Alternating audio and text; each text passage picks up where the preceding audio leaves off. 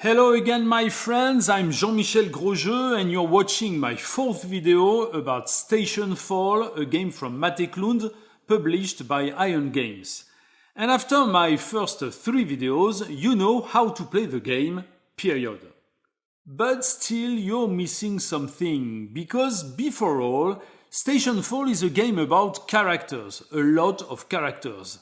Lost in their falling station, each with his own agenda, his own goals, often his own rules and even sometimes his new tokens or sections that adds to the station itself. So from now on, I thought it would be useful to take you through a presentation of all characters in the game, 27 characters, 3 videos, number 4, 5 and 6. And let's start with the first batch of 12 characters, the Astrochimp, of course the Astrochimp, then the Stowaway, the Troubleshooter, the Microbiologist, the Stranger, the Maintenance Clones, the Inspector and the 5 officers, the Station Chief, the Engineer, the Colonel, the Counselor and the Operative. And so here is the first one, the famous Astrochimp, the guy on the game box, one of the simplest characters in the game.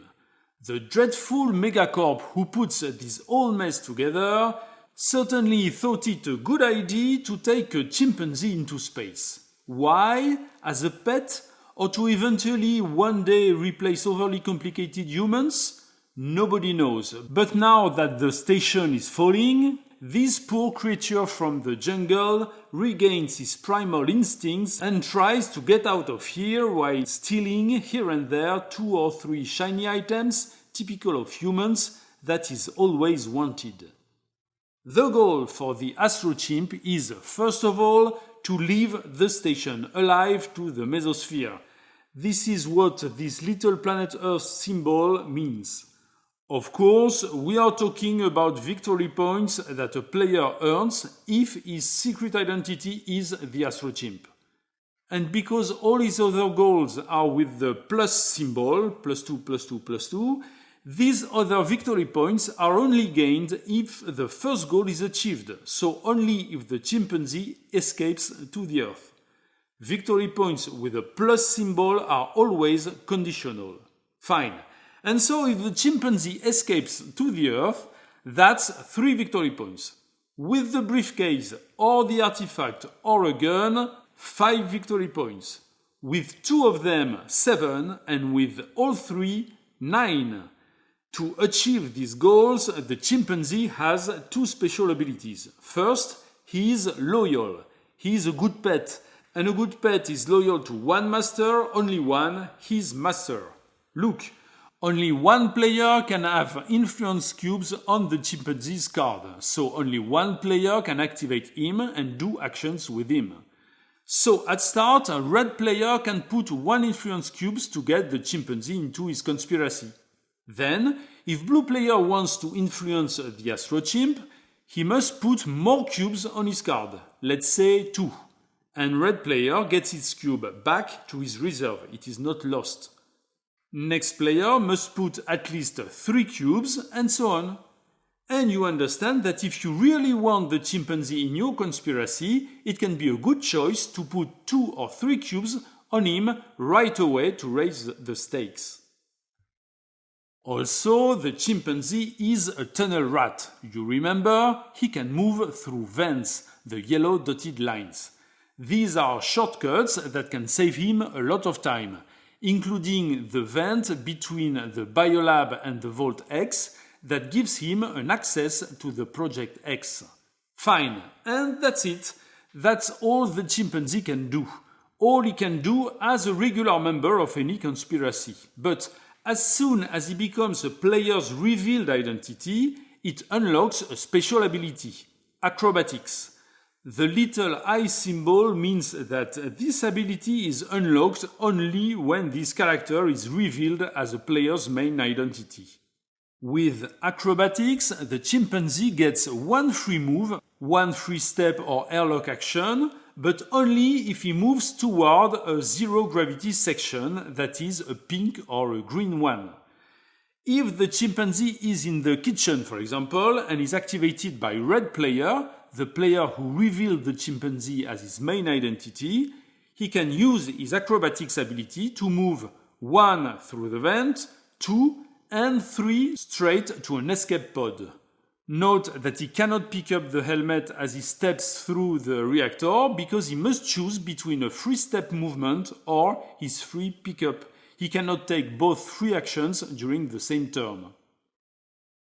Next character, the Stowaway. She is a freelance journalist in search of a scoop, looking to reveal to the world all the filthy plans the megacorp is hiding in the station. For days she's been hiding in a remote dark corner, but now that the station is falling, she has no choice but to find some information as quickly as possible, send it to the media, and of course save her life.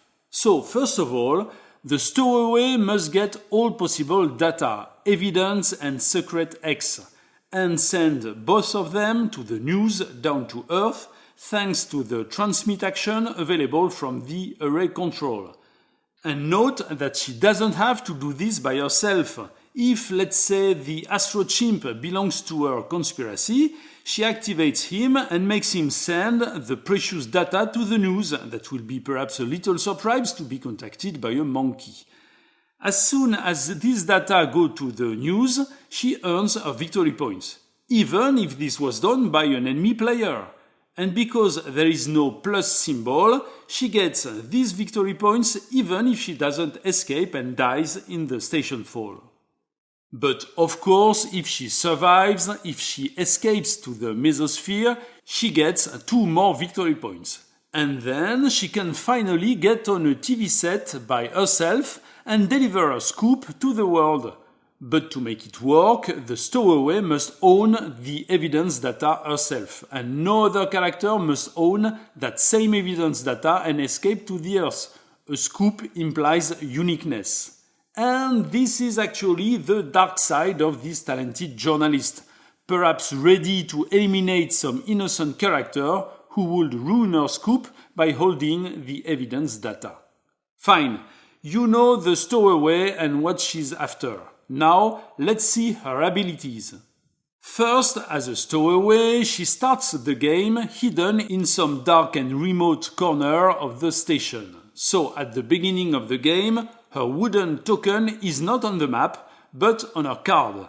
Still, she can be influenced and activated by a player, but as her first action, the very first time she's activated in the game, she must do a special step action that moves her from her card to any unlit section on the board. So here, let's say that the Stowaway was hidden in the locker room.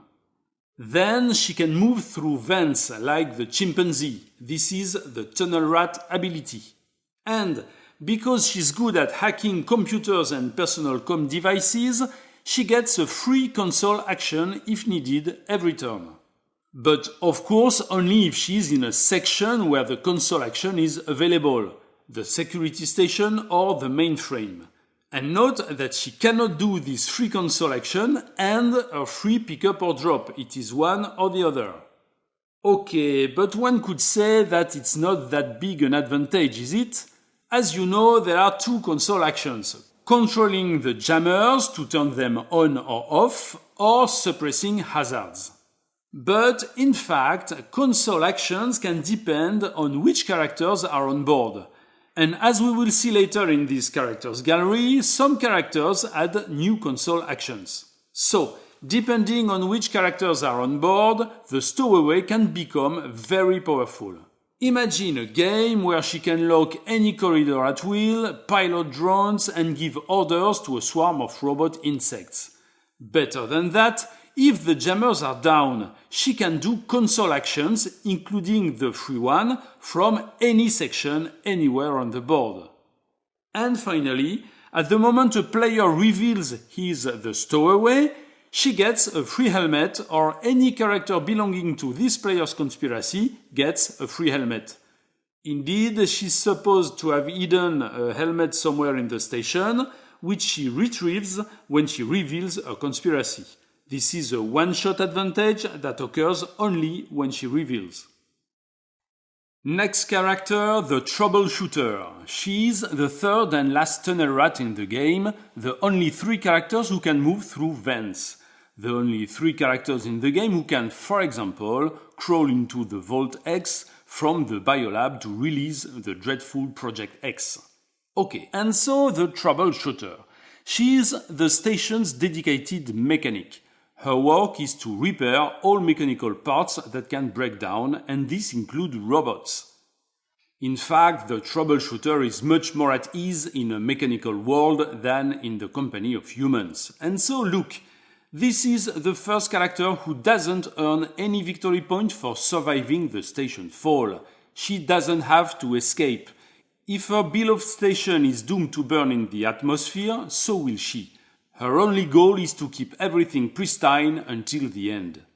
And first, that means that she earns 2 victory points if there is no damage section at the end of the game.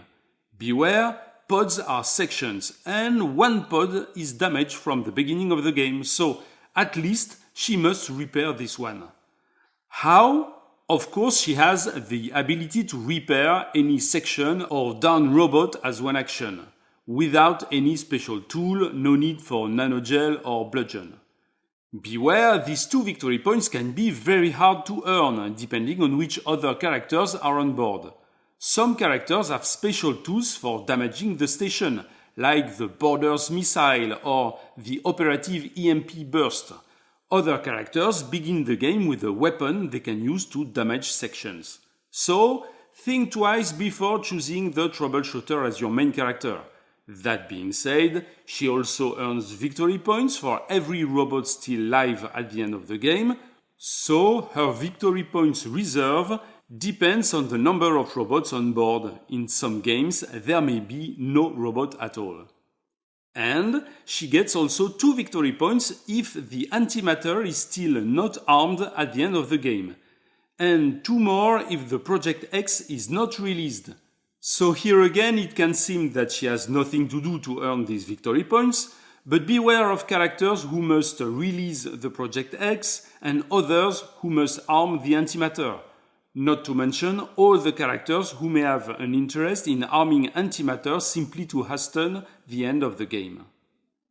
Okay, so the Troubleshooter seems to be a very contextual character, but still she has some powerful abilities. First, she begins the game with a bludgeon in her inventory. She doesn't need it to use her jury-rig repair action, but this is a weapon, and a weapon is one of the most precious items in the game. Second, she begins the game in the print shop, where it's very easy to get a helmet. And finally, as soon as a player reveals her as his secret identity, she gets the Talk Them Through It ability. That means that as long as she is not down, every character in her conspiracy can move through vents like a tunnel rat and can repair damaged sections and down robots like with the jury-rig ability. Can you imagine how powerful it can be? The Troubleshooter can be a very weak and a very strong character at the same time. And beside all this, if the Troubleshooter is in play, a section is added to the station at the beginning of the game. This is the cargo claw, which is attached to the forward airlock section. Yes, some characters come with the new section that is added to the station. And beware, this cargo claw section is not just for the Troubleshooter's use. Every character can use it as any other section in the game. A grip action is attached to the cargo claw.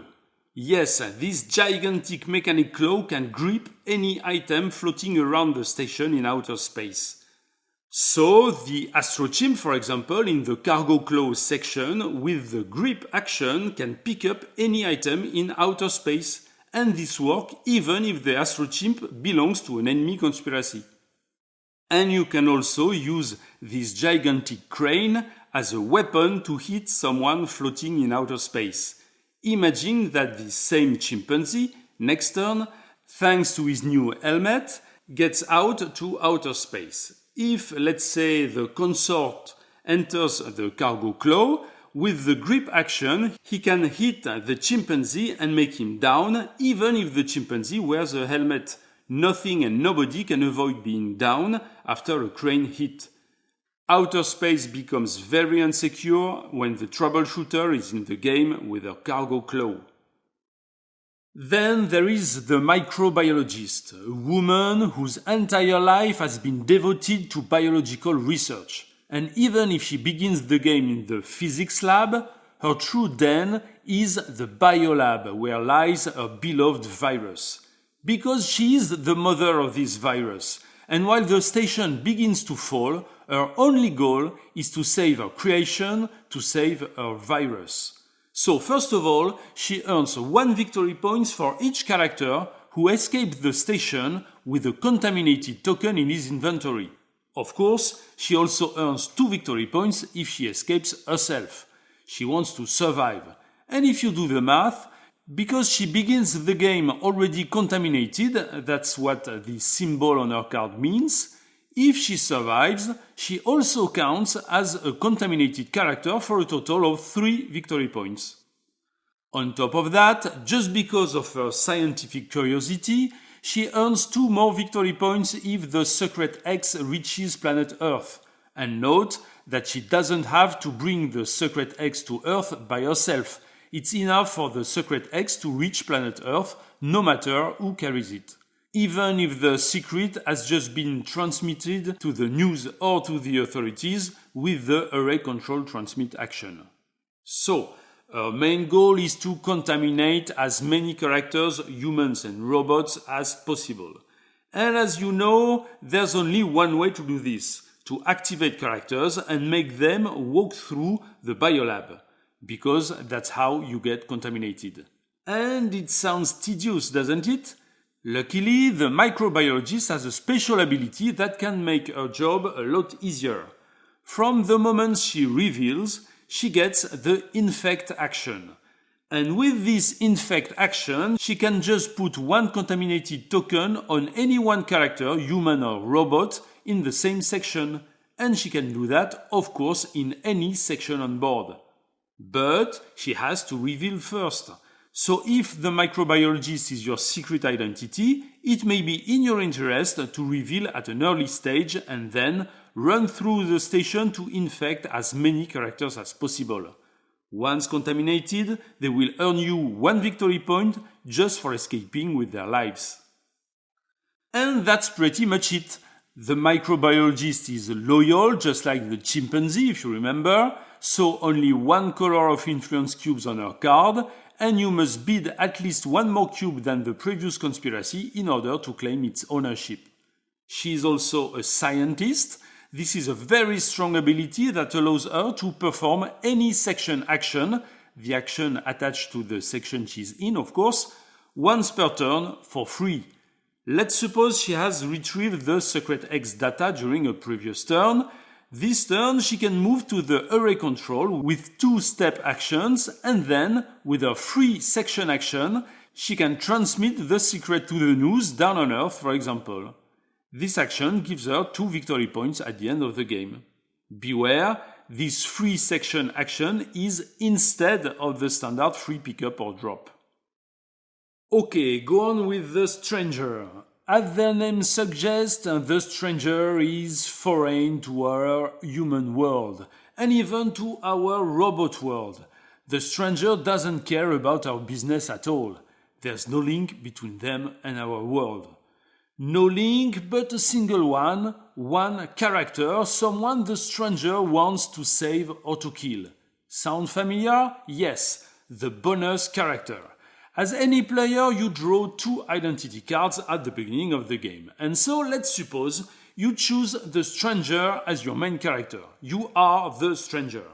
And your other card, the daredevil in our example, becomes your bonus character that you must either save or kill, whether the card bears Earth symbols or red crosses. Here, the daredevil has 2 Earth symbols, so the stranger must save Earth for 2 bonus victory points. Fine, you already know that. But for the stranger, this bonus character is all that matters.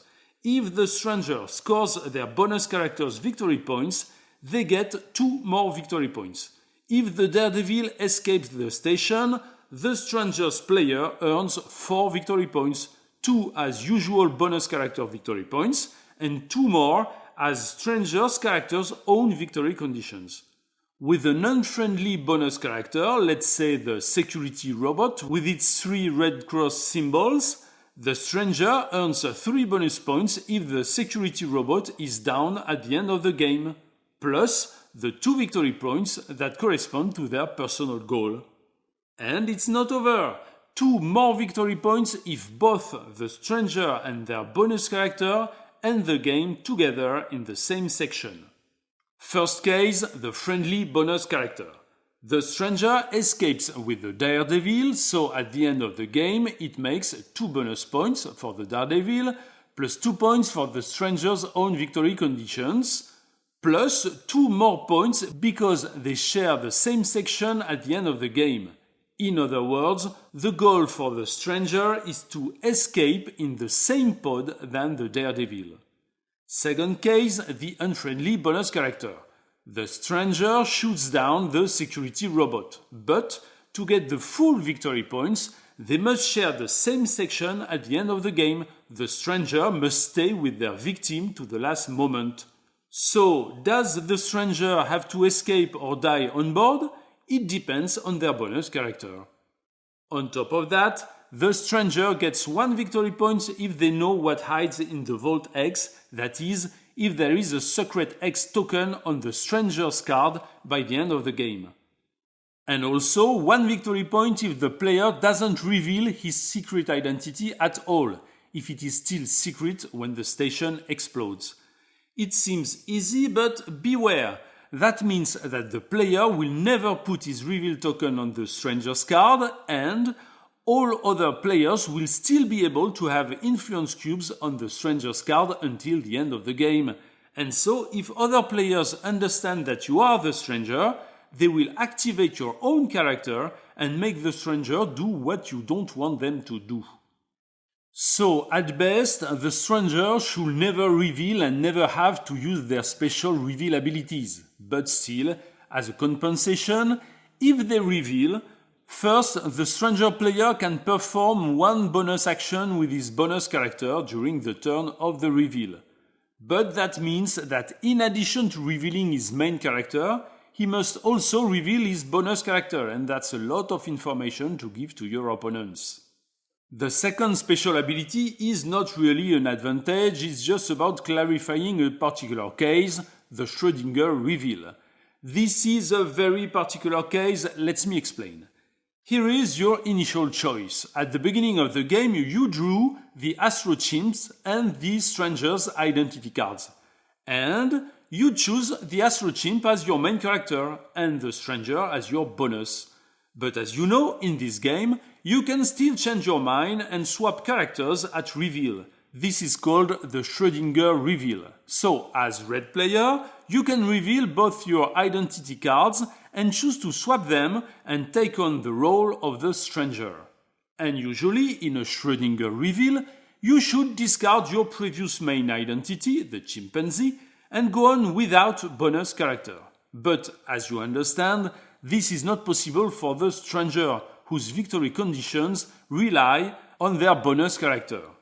That's why, if a player takes on the role of the Stranger during a Schrödinger reveal, he keeps his previous main character as a new bonus character. And you should think, fine, if you don't lose your bonus character after a Schrödinger reveal with the Stranger, if you draw the Stranger at the beginning of the game, you should always take them as your bonus character, knowing that you'll always be able to freely swap at reveal. But no, because there's still a penalty for doing so. If you do a Schrödinger reveal with a Stranger, you lose their uncanny ability. So, what is this ability? This is some kind of unearthly energy that moves the Stranger and makes them incredibly long-lasting. If you remember, if a character begins the turn with an activation token on his card, this character is exhausted. And if you activate him anyway, you get only 1 action for this turn, 1 instead of 2. But thanks to this uncanny energy, the Stranger needs 2 activation tokens to be exhausted. If I'm red player, I can activate the stranger and still get 2 actions this turn despite the blue activation token.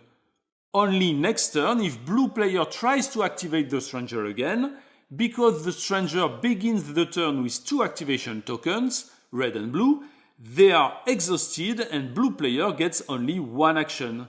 Still, the uncanny ability is powerful because if you are the only player to have the stranger in your conspiracy, so if you are the only one able to activate them, you can get 2 actions per turn every turn without interruption. Now, our next character is in fact a trio of 3 characters, the maintenance clones. So, 3 tokens on the board, clone alpha, clone beta and clone gamma. And just because there are 3 of them doesn't mean they are any more difficult to handle. In fact, you use their character card as any other characters. With an influence cube, you influence them all, and with your activation token, you can activate one of them and do 2 actions and 1 free pickup or drop with only one of the 3 clones. For example, by activating the clones, red player can do 2 actions with clone gamma, for example, moving twice to the storage and picking up a bludgeon. Red player cannot move or act with 2 different clones during the same turn, during the same activation.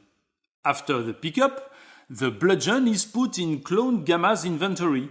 Each clone has his own inventory box, and they can each hold 2 items in their box, 2 and not 3 as any other standard characters. The same way they can each hold data. They each have their own data diamond-shaped box. If clone alpha knows both the secret X and the evidence data, that doesn't mean that clone beta or gamma knows them. Clone alpha must be activated to copy his data to his fellow clones and only if they are located in the same location or if the jammers are off. And that's pretty much it. These 3 characters share the same card and the same influence cubes, but otherwise they act as 3 different and independent characters.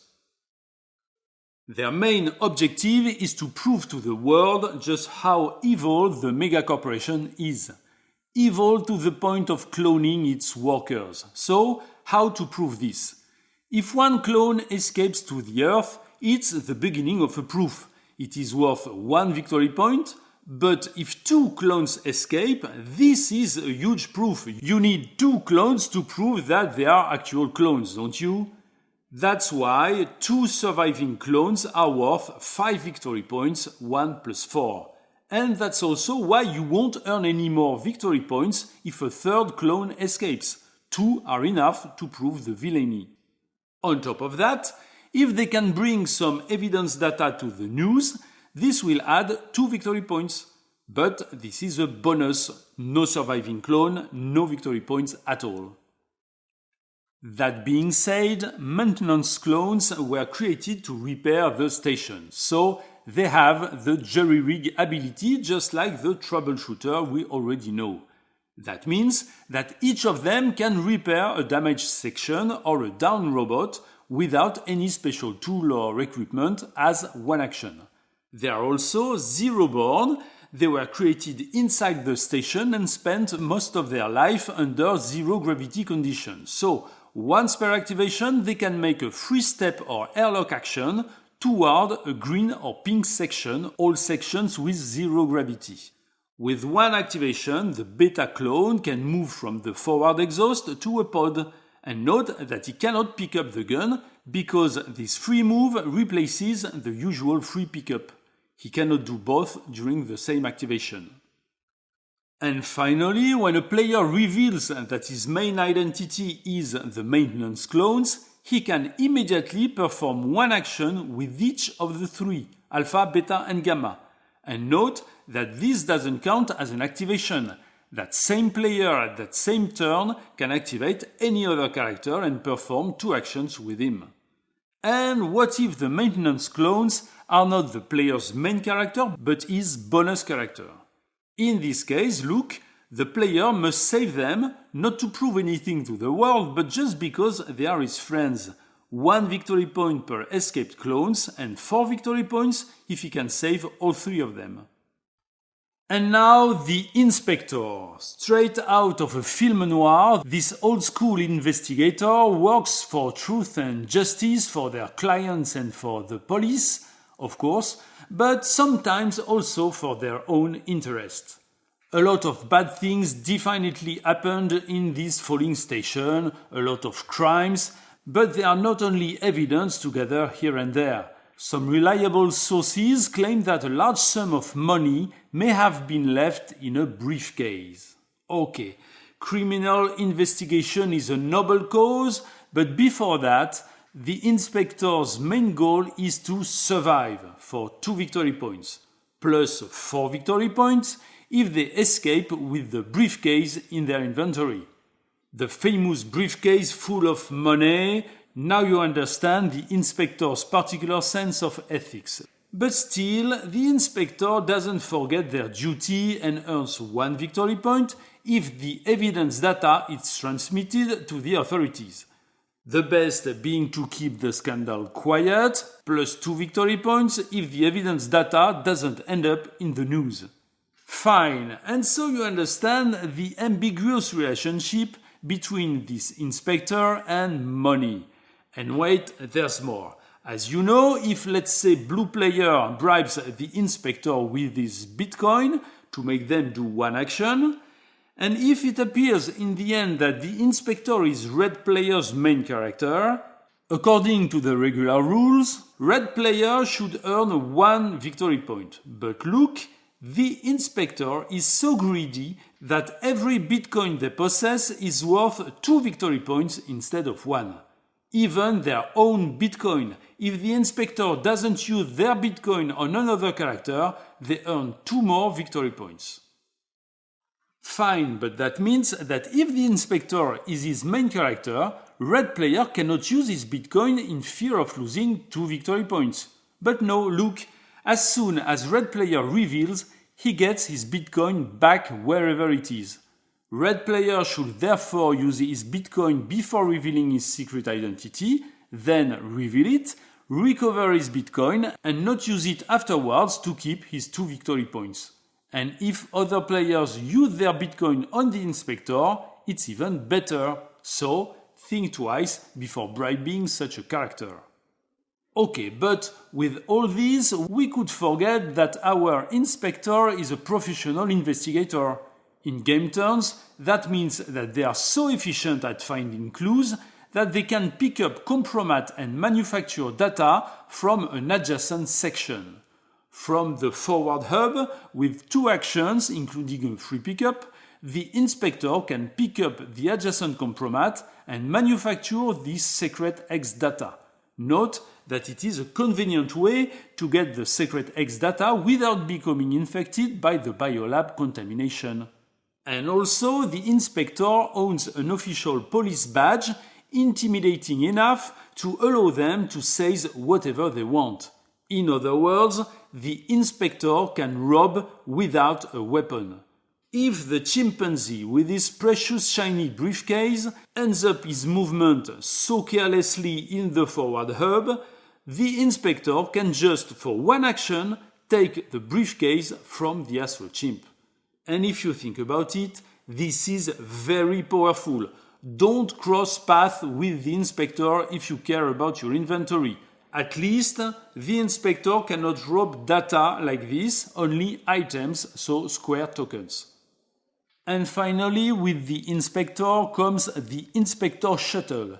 In fact, this shuttle is the reverse side of the standard Hail Mary escape pod, so if the inspector is in the game, this pod tile is flipped. Like any regular pod, the inspector shuttle has only 1 attached action, and this is timed launch. But this timed launch has no abandoned ship prerequisite. That means that this pod can be launched at any moment, whatever the status of the station. But only the inspector can trigger this launch.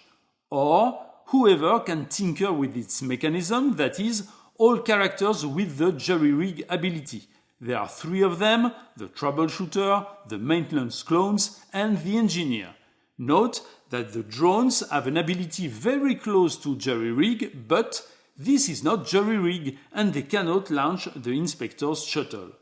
Note also that one of these 4 characters must be inside the shuttle to perform the launch action, but because it is a timed launch with a 1-turn timer, everything can happen between the action and the actual launch. Okay, and from now until the end of this video, it's time to introduce the rulers of the place, the 5 officers in the station. Only 5 officers out of 27 characters, the only 5 who can handle the ship's most critical controls. All 5 of them have the officer capability. At first glance, the only advantage of being an officer is that you can open the locked doors. The character just walks through it with a step action and the lock token is removed, meaning that from that point on, any other character can go through that same passageway. Fine, but there is much more, because as you remember, some very useful actions on the board work only with officers. All the bridge actions, triggering the abandoned ship status, launching all occupied pods, and, if the situation is desperate enough, releasing Project X or even activating the self-destruct countdown. We know all these actions from my video number 3.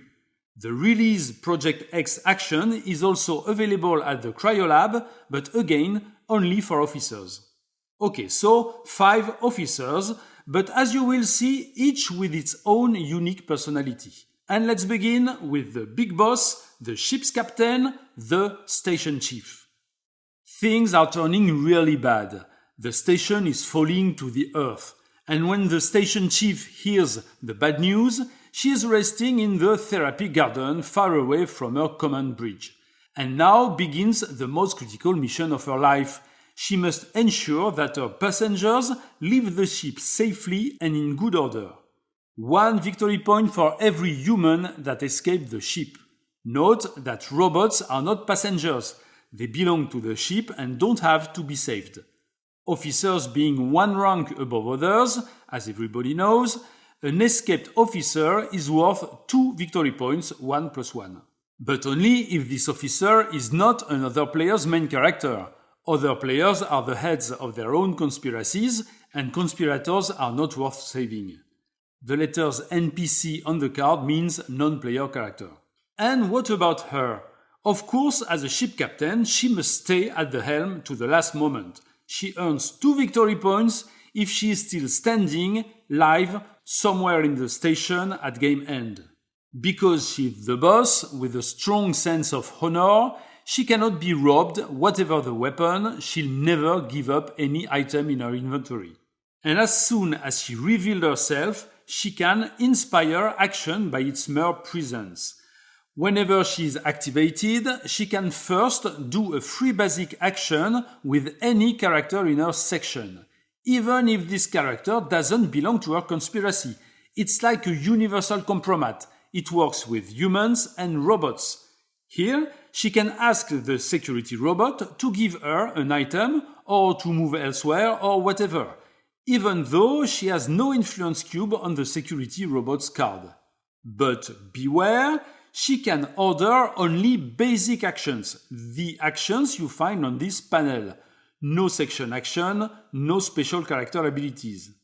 Better than that, the station chief is linked to all other officers with a special comm device, so she can give such a free action order to any officer anywhere in the station, even if the jammers are on. For example, she can order the operative to attack and put down the dangerous cyborg about to sabotage the bridge. Beware, she cannot give any order to other players' revealed main character, of course. And also, when the station chief is in play, the medevac section is added to the station. This is a pod attached to the forward airlocks, so anyone, not only the station chief, can enter this pod from the forward airlocks and use its time launch action. It doesn't require the abandoned ship status, it can be launched at any time, but because its purpose is to evacuate wounded people, it cannot be launched if there isn't a human down character inside. So, if you want to escape with it, it can be a good idea to attack a character, make him down, and drag it with you into the medevac. The second officer is the engineer. He is one of the men who build this whole mess. Under the command of the megacorporation, the systems and equipment he designed were developed far beyond reasonable practices. So now that all these technological achievements are miserably falling to the earth, full of remorse, the engineer's goal is to destroy all that, as if none of this had ever existed, to preserve our civilization from this wretched contraption. And the best way to do that is to detonate the antimatter sample. If it detonates inside the station and destroys it, the engineer earns 3 victory points. There is a lot of ways to do that. As an officer, for example, the engineer can just trigger the self-destruct routine from the bridge. But that's not enough. Before the station destruction, he must make sure that no one brings to the Earth the terrible virus that was developed in the biolab. No contaminated character must escape, and this is worth 3 victory points. And finally, the alien artifact must stay on board to the end for 2 victory points. And now you understand how angry and remorseful he can be. Yet, deep down, he is kind and honest, and he earns 1 more victory point if he is still innocent at the end of the game. But, if necessary, all means are good to protect the Earth from technological apocalypse, and the engineer is one of these rare characters that can still win the game even if they are guilty. The engineer knows how to destroy things, but of course he also knows how to repair them. As an action, he can repair damaged sections or down robots with no equipment. And, in order to bolster his terrible project, he also hid some kind of homemade bomb somewhere in the station. In game terms, as soon as a player reveals the engineer as his main identity, he puts his timer token in a section of his choice, and at the end of his next turn, this section is damaged. In this example, he damaged the afterlocks to prevent contaminated characters or one with the alien artifact to escape with a section launch action.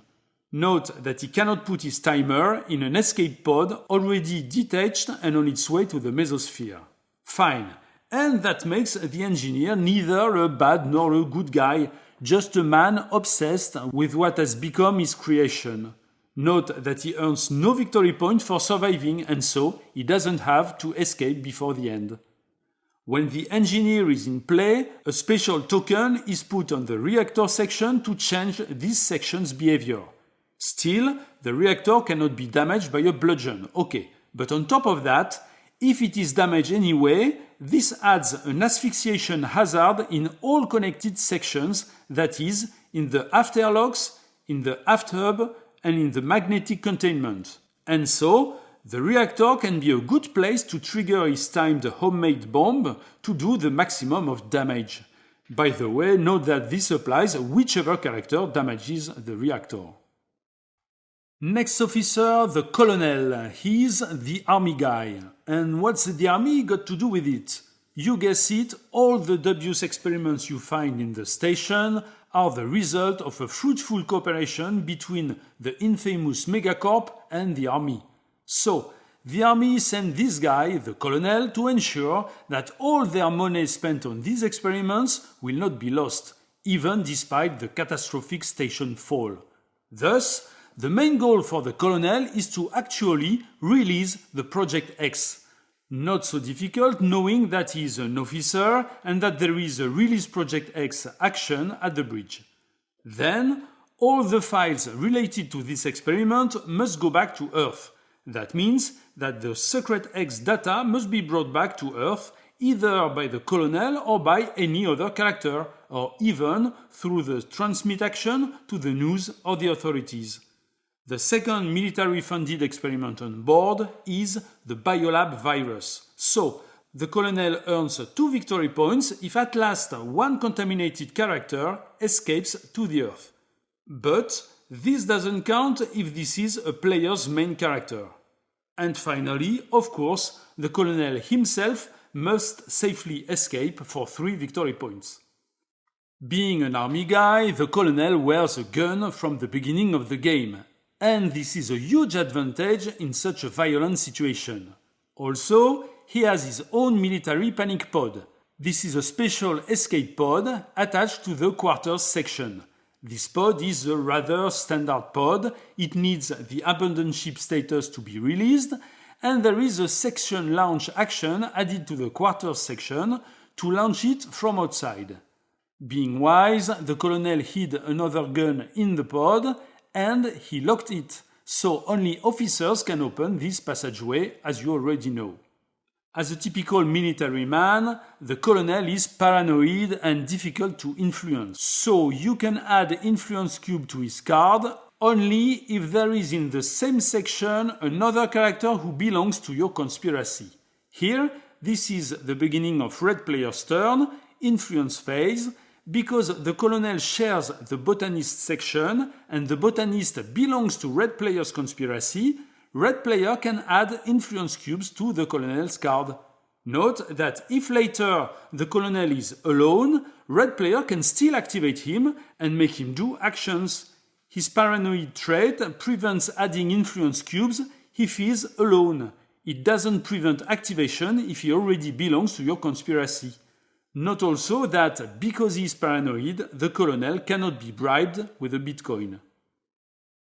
And finally, when you reveal that the colonel is your main character, you can take back all your influence cubes that are in the betrayal box. That means that as an influential army man, you can distribute your influence cubes with a relaxed mind, knowing that even if these characters appear to be other players' main characters, you'll get your cubes back from betrayal box as soon as you reveal your identity. Next one, our fourth officer is the counselor. Of course, the politician we needed to complete the picture. The counselor is some kind of senator sent by some government down on Earth to survey the situation and take stock of everyone on the station, since all the witnesses of this shameful event will quickly become political threats. But first of all, don't ask me why, he must find the alien artifact and take it back to Earth. Let's suppose his political networks know something about the mysterious mind waves this artifact can cast on people. Note that the counselor doesn't have to get the artifact by himself. It is enough that anyone brings it back to Earth. In addition to that, if the counselor escapes and saves his own life, he gets 2 more victory points. Fine, but the counselor, above all, is a politician. And as you know, politicians need compromising information about pretty much anyone. So, the counselor earns 2 victory points if he is the one at the end of the game who owns the most compromats. And if you think about it, this is not an easy task, because first, he must find and gather them, and second, he cannot use them because he must keep them until the end of the game. Luckily, he's got a tool to help him out, the shred room.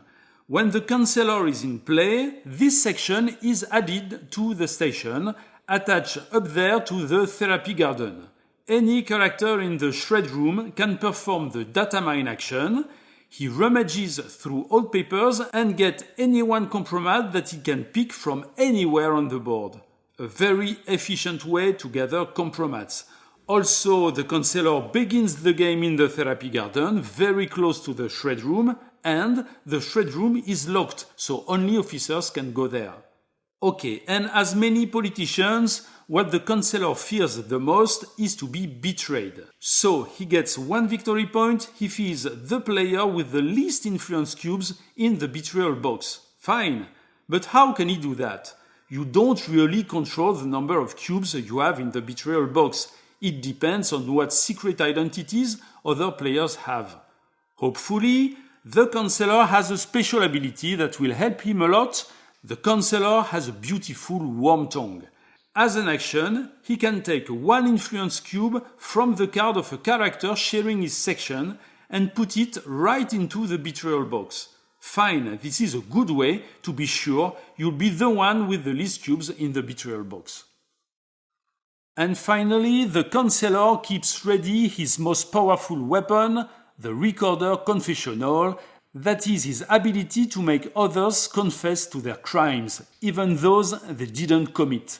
Let's suppose that the counselor is in the same section as the botanist who belongs to both blue and yellow players' conspiracies. And red player chooses this moment to reveal his secret identity. He is the counselor. And when the counselor reveals, he can choose one character in his section, and all players who have these characters in their conspiracy become suspect. Here, the counselor chooses the botanist. There is a blue and a yellow influence cube on his card, so both blue and yellow players become suspects. It can be a first step to make them guilty and prevent them from winning the game. Beware, this works only once at the moment the counselor reveals, so this reveal should be carefully planned. And the last officer in the game, the Operative. She is the cleaner sent by the mega corporation to wipe out any evidence of their bad manners. What happens in the station must stay in the station, that is the Operative motto. No data may reach the Earth, neither evidence nor secret X. No contaminated character may escape, the virus must stay on board. No robot may leave the station. And no innocent player may escape. This last condition is trickier than the others. We are only talking about players' main characters, those who matches their identity cards. They can escape the station, but only if they are suspect or guilty. That means that, knowing they are not themselves beyond reproach, they won't dare to sue the mega corporation. So, either they don't escape or they escape suspect or guilty. Fine, but these kind of negative goals are difficult to achieve, as just one data sent to Earth or one escaped robot are enough to ruin a whole game of efforts. And that's why the Operative is powered by some pretty efficient tools. With the EMP burst, she can, as an action, damage the section she's in, just like that, without any weapon. And with the same action, she also makes all robots in the room down and deletes all data from all characters in her section. For example, in this situation, with a single action, her EMP burst, the Operative makes the consort down, erases all data the Stowaway was about to bring to her newspaper on Earth, and damages the afterlogs, preventing all pod section launch and even blocking any exit to outer space. So powerful. And wait, there is more. Because as soon as a player reveals that his secret identity is the Operative, he immediately can place a Claymore mine somewhere in the station, a mine the Operative did set before all this trouble. She gets 3 special tokens, 1 red and 2 green, and she puts the 3 tokens face down in whatever section she wants. From now on, every character who enters a section with a question mark must immediately flip it. If it's an OK green symbol, nothing happens. It was just a dummy token, it is discarded. But if it's a red exploding claymore, it puts down the character who triggered it. This is a one-use weapon, only when the character reveals. But on top of that, she also gets some nerf gas grenades that she can use as often as she wants without any ammunition count, as long as she is revealed.